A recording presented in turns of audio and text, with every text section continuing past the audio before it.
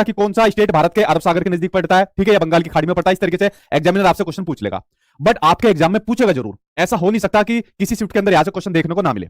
तो इसलिए मेरा हर दूसरी तीसरी क्लास में इन क्वेश्चन को इंक्लूड करने का मेरा यही मकसद होता है कि आप लोग इंडिया के मैप की प्रैक्टिस जरूर करिए।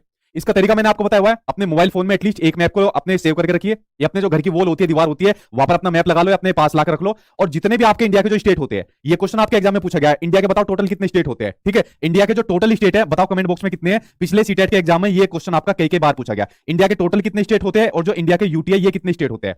अगर इसको भी आप लोगों ने गलत दे दिया आंसर, तो समझ लो आपकी तैयारी बहुत ही निचले लेवल पर है, क्योंकि ये क्वेश्चन पिछली बार सीटेट के एग्जाम में कम से कम नहीं तो 3-4 बार आपके रिपीट हुए, ठीक है। अभी देखूंगा इसका आंसर। तो समझ गए, इंडिया का जो मैप है उसकी नॉलेज होना आपको जरूरी है, कौन सा स्टेट किसी स्टेट के नजदीक में पड़ता है, ठीक है। और अगर हम किसी स्टेट से गुजरते हैं तो दूसरे स्टेट में जाने के लिए हमें किन किन स्टेट को पार होना पड़ता है। अब जैसे आप इसने क्वेश्चन दे दिया, जो भोपाल है, ठीक है, मध्य प्रदेश की जो आपकी कैपिटल है, वो बेंगलुरु के ठीक ऊपर उत्तर में है और गांधीनगर भोपाल के ठीक पश्चिम में है।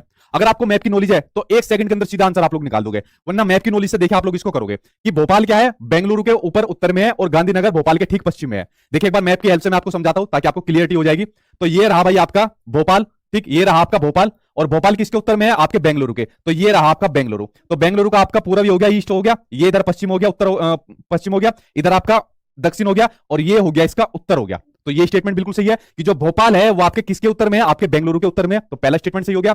और जो आपका गुजरात है, जो गांधीनगर है, दूसरा क्या कहा था इसने, दूसरा कहा था इसने कि गांधीनगर भोपाल के ठीक पश्चिम में है। तो दूसरा स्टेटमेंट भी बिल्कुल सही है कि जो गांधीनगर है वो भोपाल के ठीक पश्चिम में है। देखो ये इसके किसमें है, ये ठीक इसके पश्चिम में है। अब इसने क्वेश्चन क्या पूछा है, इसने क्वेश्चन पूछा है हमसे कि गांधीनगर के सापेक्ष क्या पूछा है, कि गांधीनगर के सापेक्ष बेंगलुरु की दिशा यानी बेंगलुरु का डायरेक्शन क्या है।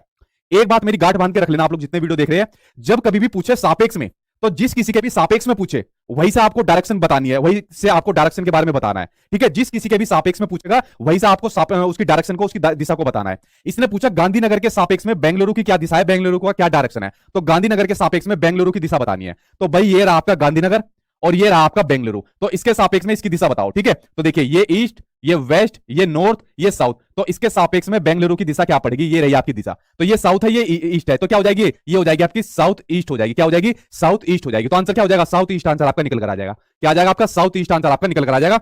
ये रहा आपका south east answer, third answer इसके अंदर आपका सही हो जाएगा। देखिए क्वेश्चन के अंदर करने के लिए कुछ भी नहीं था, सिर्फ आपको इंडिया के मैप की नॉलेज होनी चाहिए, ठीक। जो चीज मैंने आपको मैप के थ्रू समझाई है उस चीज की नॉलेज आपको पता होनी चाहिए। अच्छा उसने बेंगलोर का पूछा है, यार बेंगलोर तो नीचे पड़ता है, ठीक है, साउथ की तरफ पड़ता है भारत के, ठीक है। तो बेंगलोर के ऊपर जो भोपाल पड़ेगा उत्तर में पड़ेगा, गांधीनगर ठीक उसके पश्चिम में पड़ेगा। तो माइंड के अंदर आप लोग इंडिया के मैप को कैलकुलेट कर लेना और चुटकियों में आपका आंसर निकल कर आ जाएगा। इसलिए मैंने कहा इंडिया के मैप को अपने माइंड के अंदर फिट कर लेना, आपका 1 से 2 नंबर आपका कंफर्म हो जाएगा, ठीक है।